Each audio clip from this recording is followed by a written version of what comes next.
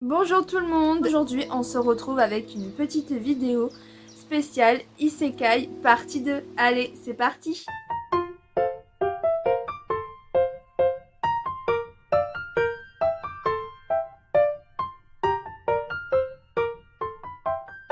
On a aujourd'hui 4 autres Isekai à présenter et je suis trop contente. Après, je ferai une vidéo spéciale de un Isekai en particulier que je surkiffe.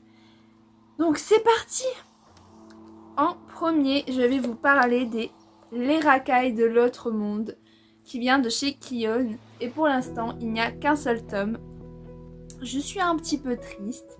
Le tome 2 n'est pas prévu encore pour l'instant et c'est bien dommage parce que franchement c'est super drôle et super intéressant. Donc pour résumer un petit peu l'histoire, on va suivre notre jeune héros qui est le chef d'un petit gang composé de E3 avec, qui vont se retrouver téléportés dans un autre monde après le vœu, on va dire, de notre chef. En gros, c'était des jeunes lycéens qui adorent se battre et ils se sont battus contre les plus forts du lycée où ils sont. Donc du coup, ils sont devenus les rois du lycée. Et notre jeune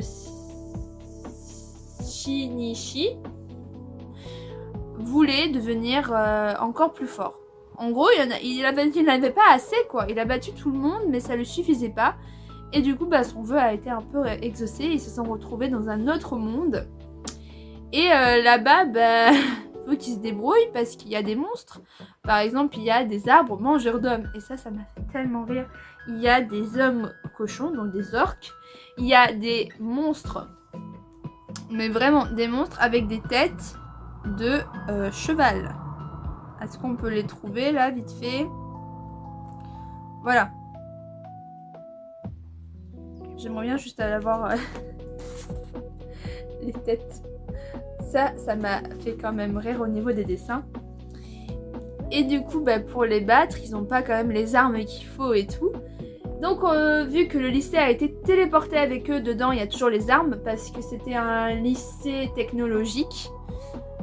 Donc ils ont pris les armes et ils ont pris une tronçonneuse. Donc notre héros se trimballe avec une tronçonneuse. De toute façon on voit là derrière la tronçonneuse, lui il a la batte. Ils sont quand même armés avec les armes de leur monde. Et apparemment il y a une prophétie dans ce nouveau royaume qui dit qu'il y aurait 8 héros habillés de noir qui sauveront le monde. Donc comme ils portent un uniforme noir, les gens se disent tiens c'est eux les héros. Et ils vont se retrouver dans un petit village et ils vont devoir du coup affronter des monstres. Et ensuite ils vont aller dans un donjon, donc on s'arrête vers là, dans un donjon pour récupérer une sorte d'épée sacrée. Et ils vont rencontrer du coup deux autres jeunes personnages habillés également en noir, mais là en costard. Ils sont deux. Donc du coup on s'arrête à là et ça m'énerve parce que c'est quand même une sacrée intrigue. Et voilà quoi, je veux savoir la suite. Mais bon. Ah attendez, est-ce qu'on peut trouver le monstre qui m'a fait péter de rire? Est-ce que vous avez déjà vu ce genre de monstre là? Quand j'étais en train de lire, je l'ai envoyé à ma pote, elle était là en mode qu'est-ce que c'est ce truc? Un champignon avec... Voilà, vous avez bien vu la photo. Bref, ce manga coûte 7,90 €. Il est sorti en début du mois d'avril. Et à chaque fois que je le voyais, j'étais en mode est-ce que je le prends? Est-ce que je le prends pas? Il a l'air bien. Mais j'avais jamais lu le résumé. Et là, je me suis dit, quand je l'ai pris, j'ai lu le résumé et j'ai vu que c'était un isekai et j'ai fait je le prends. C'est un argument supplémentaire, utile. Non, je le prends. En plus, il n'y a qu'un tome pour l'instant, donc bon. Mais voilà, il est trop bien. En deuxième, on a Heroskill que je surkiffe, qui vient de Delcourt Tokan, donc c'est considéré comme un shonen, non sans blague.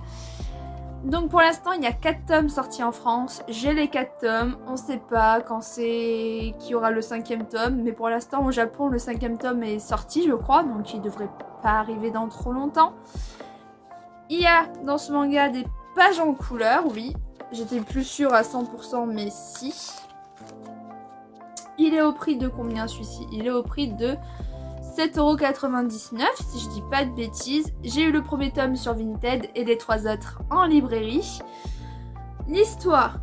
Donc là, on va suivre un jeune humain donc, qui est un employé de bureau qui va se retrouver téléporté dans un autre monde pour être un héros. Et en fait, il va se rendre compte que sa capacité, c'est les achats en ligne.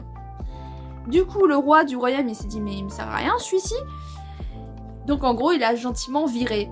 Surtout que notre jeune héros, il a dit au roi « excusez-moi, mais je sers un peu à rien, voilà quoi, je peux me barrer ?» Le roi, il a dit « bah oui, pas de souci, casse-toi !» Mais il lui a donné quand même un petit peu d'argent, il est pas vache. Et du coup, on va suivre un peu son aventure. Il va engager une troupe de héros pour l'amener à une ville. Et en fait, il va lui cuisiner des plats. Donc il se dit, bah c'est quoi ça, achat en ligne? Donc il va utiliser ses capacités. Et en fait, il voit carrément un site japonais de tout ce qui est vendu au Japon. Donc il va acheter et il se rend compte qu'en fait, ça vaut que dalle par rapport à l'argent que lui a donné le roi. Et cette nourriture donne des bonus, on va dire, aux humains, aux créatures, etc. Par exemple, on va dire le porc, ça donne plus de puissance en magie, le ça va donner plus de vitesse, etc. Et du coup, voilà quoi, c'est bien. Et pendant qu'il fait cuire tout ça, il se retrouve nez à nez avec, comment ils appellent ça? Il y a le nom? Bon, avec ce gros chien, ce gros loup, c'est un ferry, bon je ne sais pas le dire. Mais c'est un monstre légendaire qui va arriver et va conclure un pacte avec notre jeune héros pour devenir son familier et pouvoir profiter de sa nourriture. Et en même temps, il devra donner des services comme aller chasser la nourriture, l'aider pour les missions, etc. Et notre jeune héros va s'inscrire en tant qu'aventurier et marchand. Donc on va suivre un peu son aventure. À un moment, il va conclure un pacte avec un slime, donc ça j'adore.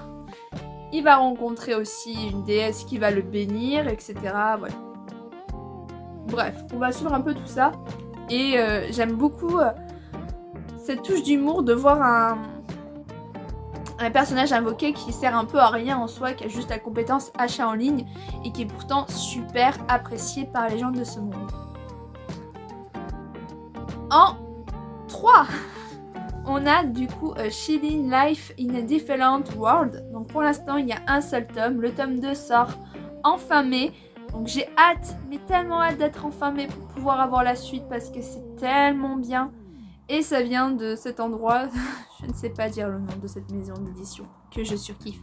Et ce manga est à 6,95€. Je trouve vraiment qu'ils sont tellement pas chers, ces mangas de cette maison d'édition. Alors que, on est d'accord que la page de couverture est juste magnifique. On a des pages en couleur. Il faut quand même un petit peu souligner. Voilà. Les dessins à l'intérieur sont juste canon. Bref. L'histoire de ce manga-ci. Donc, c'est l'histoire de Banaza qui est invoqué dans un monde pour devenir un nouveau héros. Et en fait, il est recalé parce qu'il a des faibles aptitudes par rapport aux autres héros. Donc, il va aussi dégager, un peu comme dans Heroes Kid, il va dégager du royaume pour devenir marchand, si je me souviens bien aussi. Ouais, pour être marchand. Et en fait, il va se retrouver à... Je sais même pas comment expliquer trop. Ouais, c'est ça. Il va se retrouver à aider d'autres aventuriers. Et il va se retrouver avec une jeune démone. Et il va pactiser avec elle, etc. etc. Il va en faire d'elle son épouse. Bref, voilà, hein, sa fiancée et tout. Et c'est vraiment pas mal parce que au final, il s'est battu, je crois, contre des petits monstres et ça a déclenché ses vraies aptitudes. Donc tout le monde pensait qu'il était nul alors qu'en fait, il est méga fort. Et vraiment, c'est pas mal. Moi, ça me fait rire. Et du coup, ils avaient aussi invoqué d'autres personnes, je sais plus combien ils étaient, mais il y en a un qui avait des... Non, je crois qu'ils étaient que 2 en fait. T'en as un autre, il est considéré comme héros, Et en fait, il fait carrément de la merde, ce héros. Genre, il est vraiment nul, il a peur des monstres, il dit que c'est la faute des soldats alors qu'en fait, c'est sa faute à lui. Et le roi se rend compte qu'il a fait une grossière erreur en fait de virer l'autre alors que c'était l'autre, le fort. tout simplement, donc c'est assez drôle.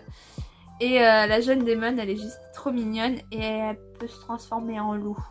Ouais, je sais plus si on peut voir. Attends, là on la voit, là. C'est ça. Oui, là. Et c'est oh méchant loup. Et je le conseille vraiment. Et pour finir, en 4e, on a Noble New World Adventure. On adore les noms en anglais. Hop, qui vient de chez Komiku Édition. Je ne connaissais pas cette maison d'édition jusqu'à que je l'achète. Clairement. Alors, il est composé pour l'instant de 5 tomes en France. Le tome 6, on ne sait pas quand c'est qu'il va sortir. J'ai les 2 premiers tomes. Et c'est trop bien. Donc est-ce qu'on a les pages en couleur? Oui, on a les pages en couleur. À chaque fois, j'essaie de voir si on les a. Les dessins. Ils sont tellement cute, les dessins.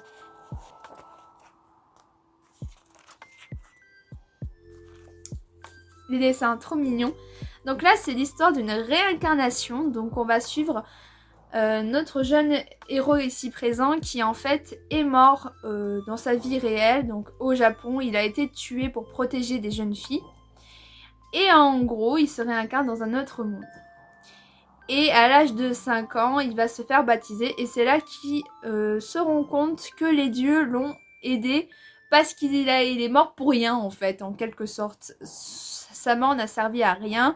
Donc, les dieux, pour se faire pardonner de l'acte stupide qu'il y a eu, c'est un peu à cause des dieux, donc je vais pas tout expliquer en long et large, mais c'est un peu à cause des dieux aussi pourquoi il est mort.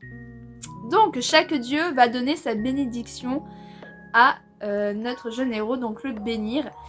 Et en fait, il y a quand même beaucoup de dieux, donc il va avoir le dieu du marchand, tout ce qui est guerre, tout ce qui est stratégie, tout ce qui est finance, tout ce qui est sagesse, magie...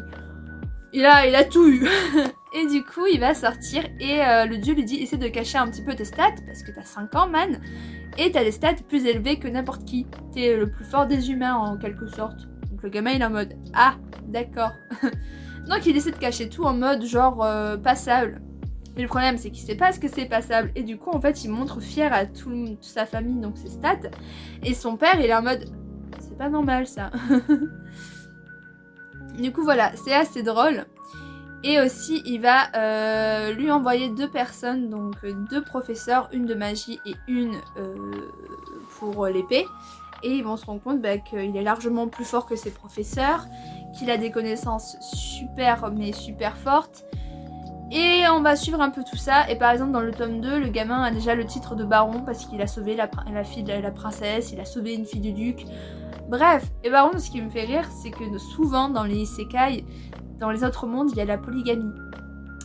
Donc, il se retrouve fiancé déjà à 2 filles. Et t'as d'autres personnes qui veulent qu'il soit fiancé. T'as le petit là en mode ah oui, c'est vrai, la polygamie elle est autorisée dans leur monde. Nous c'est pas comme ça au Japon. Alors ça me fait rire. C'est assez marrant mais c'est super mignon. Franchement, j'aime beaucoup le manga et j'ai hâte d'avoir la suite pour en savoir plus dessus. Donc voilà, je vous ai parlé des 4 derniers isekai que je possède. Il y aura une vidéo sur un isekai que je n'ai pas présenté, que j'adore. Donc sur ce, je vous dis à la prochaine pour une autre vidéo. Bye!